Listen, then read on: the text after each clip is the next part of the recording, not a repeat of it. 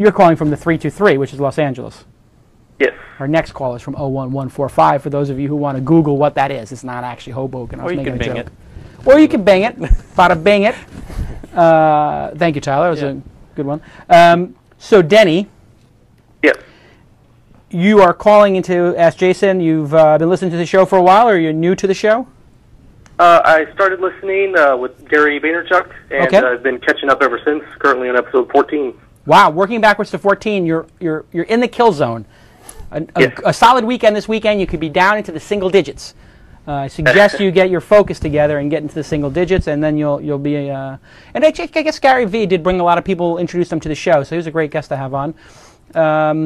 Tell me, what is your question for Scott and myself? You have two amazing CEOs here, and one, well, you have Tyler, who's got some wonderful insights. Okay, so let me give you a little Tyler's bit of not a CEO, just for the record. He's a CEO advisor. Okay. So I'm working on a service that allows users to post requests for information and resources on consumer products, and then other users of the site would come in and they share that information or knowledge, whatever resources they have, and they post that to the original requester. The original idea was to keep everything free and focus on community rewards, such as like a point system. However, recently I've been thinking about allowing the user who requests information to also offer money as a reward to whoever user submits the best set of resources. Perhaps something similar to how Mahalo dollars work. Yeah. So my question is, what is the good and the bad of bringing, reward money or just any kind of money in general to like a consumer-to-consumer service like I have built? Yes. Okay, this is a great question. Scott and I have had many debates about this over the years, healthy debates. And what I would say is different people are motivated by different things. But there are some themes that run across almost all people universally. So let's talk about those universal themes. People like to do things that are fun. Fun is a driver. So people play Bejeweled. I don't know if you guys play Bejeweled. Sometimes you'll see on my Facebook page I play Bejeweled 2 on my iPhone. It's ridiculously addicting. So whenever I've got a spare moment, sometimes I'm sitting there with my baby asleep on my shoulder, and I'm sitting there like I'm trapped because this is what happens when you have a kid. You put the kid down on your shoulder, they fall asleep. You're so paranoid about getting up. You're basically like I'm staying here. So then I just got my iPhone. I'm playing Bejeweled. Anyway, the fun of it makes it rewarding. However, there is also recognition in that you get badges and you get to reach different levels. There is also competition because you get to see how you do versus other players in Bejeweled 2, which is a crazy game. So that's the recognition, affiliation, compensation. These are all different drivers. In Bejeweled, there is no compensation, but still people are addicted to it. In Call of Duty, there's no compensation. People are addicted to it. However, in Skee-Ball, you ever play Skee-Ball? Denny, when you were a kid? You get all those tickets, right? There's some things. Poker, there's lots of compensation if you win. Gambling, compensation if you win. Doing your job, compensation if you win. But money tends to be a low driver. Virtual currency is something new.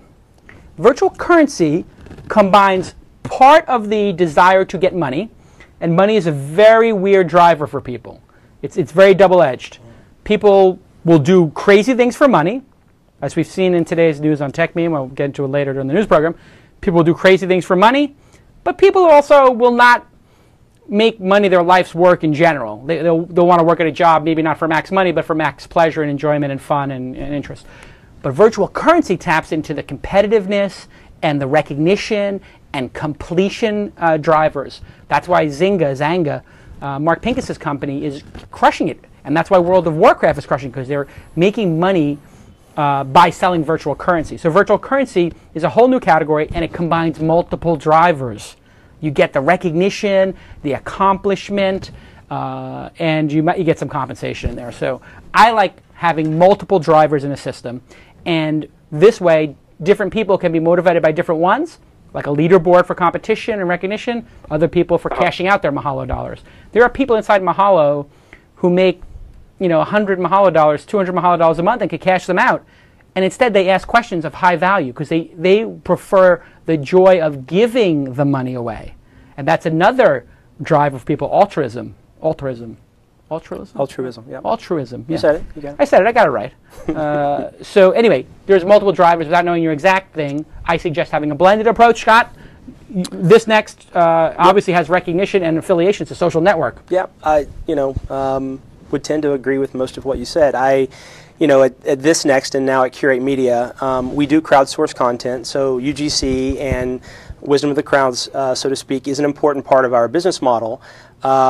We have not made economic reward a primary feature for creating community and drawing incentives around that. Rather, status, recognition really are the two core components that we focus on when we build tools and features for our community.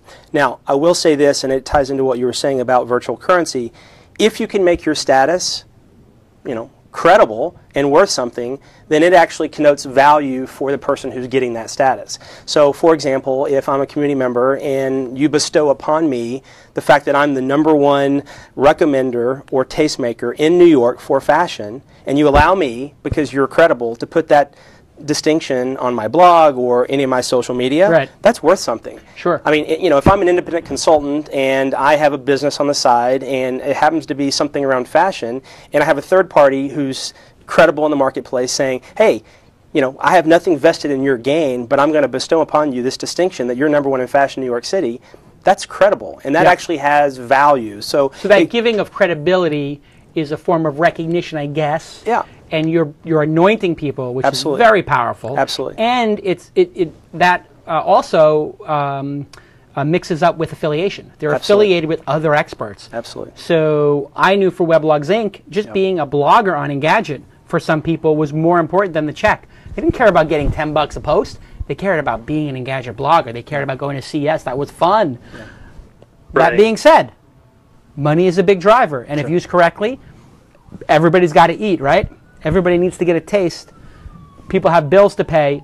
It's good when you can blend them. When we did Weblogs Inc., people would criticize us for paying bloggers back in 2005, 2006. Oh my God, you're paying bloggers. You're going to ruin blogging.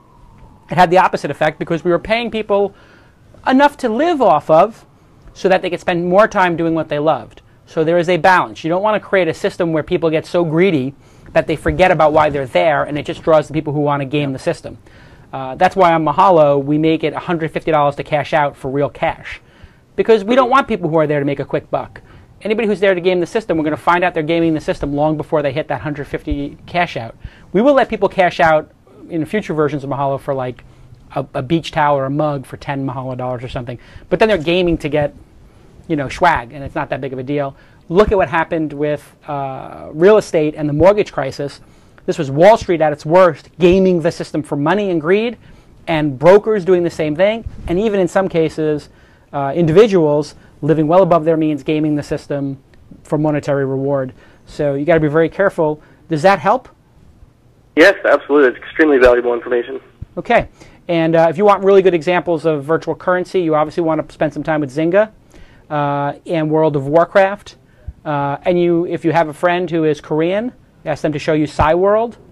And Cyworld, people spend a lot of money buying coins to put music on their site, like you would pay for a ringtone. So micropayments, everybody thought that wasn't going to work. It hasn't essentially worked, but virtual currency has. So it's sort of like micropayments. If you type in micropayments in Google and Bing, if you Bing micropayments, you probably find some interesting things. And look actually for virtual currency and then do a Bing video search because it's incredible. All right. Thank you for calling in, Denny. All right. Yes, thank you When very you went much. to school, did people make fun of you like, oh, Denny's? Yeah, a little bit here and there. Yeah. So did you call yourself Danny or something? Or did you think about changing your name to Danny or what? I mean, a lot of I've been called Danny, Vinny, Jenny. I mean, there's a whole slew of different things I've been called, but I always got to correct them. It's Denny, like the restaurant. It's Denny like the restaurant. Oh, Denny's, Grand Slam.